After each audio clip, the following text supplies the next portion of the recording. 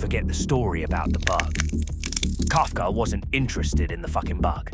He was interested in what happens when the people who are supposed to love you stop. When they stop seeing a person and start seeing a problem. This isn't a story. It's a field manual for recognizing the moment your value expires. Are you ready to rock? Let's rock that wisdom!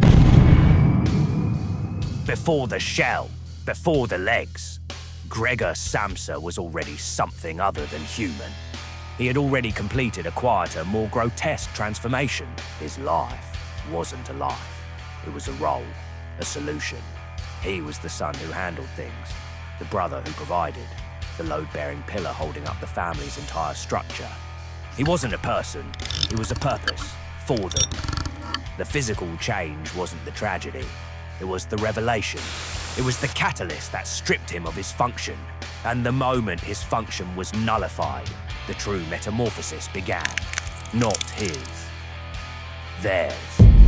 Watch the decay. It's a fucking playbook. Phase 1. Pity. The asset is broken. The machine has a faulty part. A problem to be managed. Phase 2. Resentment. The burden gets heavy. The broken part is now an obstacle, an infestation. Phase 3. The verdict. His sister, his last ally, becomes the one who signs the disposal order. She doesn't say he. She says it. We must try to get rid of it. That's the kill shot. That's the brutal truth Kafka confessed. Their affection wasn't love. It was an alliance, an algorithm running on a single ruthless variable, utility. And Gregor's utility just hit 0. He wasn't discarded because he was a monster. He was discarded because he was a ghost in his own home. A function that had ceased to function. He was nothing.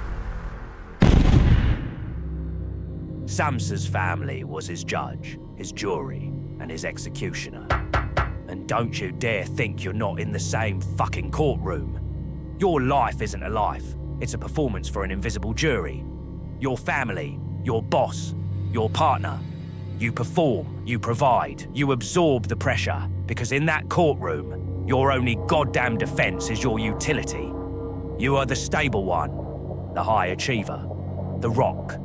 You play your part perfectly, terrified of the cross-examination that comes with one moment of weakness, and that knot in your gut that never really fucking goes away.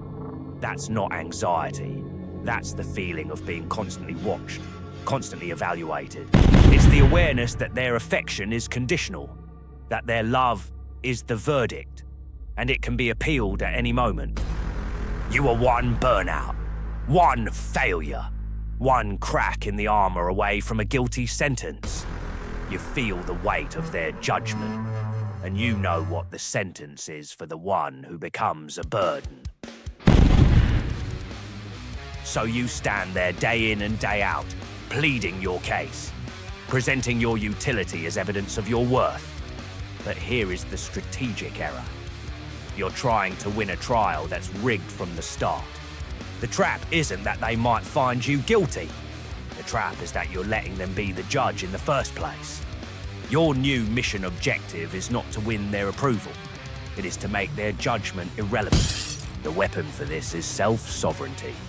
Not self-esteem, not positive thinking. Fuck that shit. This is a declaration of independence for your own soul.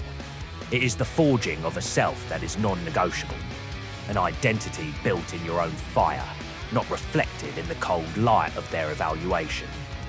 It's the part of you that exists beyond your function, beyond your role, beyond your fucking usefulness. It is the part of you that still knows who the fuck you are after your job title, your social role, and their approval are all stripped away. Look back at the insect on the floor. That is the blueprint for failure. Gregor Samsa had 0 internal sovereignty. His entire sense of self was outsourced to his family's approval and his role as a provider. The moment they withdrew their validation, he didn't just die. He imploded. He was an empty uniform. When the role was gone, the man was gone. You are not. an empty uniform. So the horror of Kafka isn't becoming an insect. It's the gut punch realization that the moment you stop providing, the moment you become a burden. To them, you were an insect all along.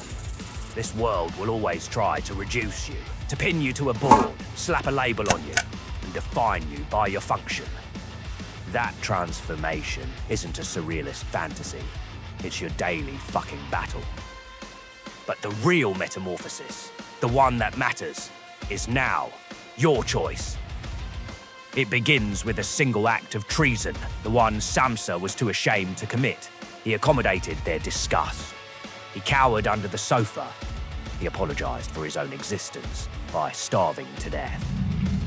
But your orders are different. You stop hiding the monster. You force them to look. You will not apologize for the space you occupy. Your metamorphosis begins now.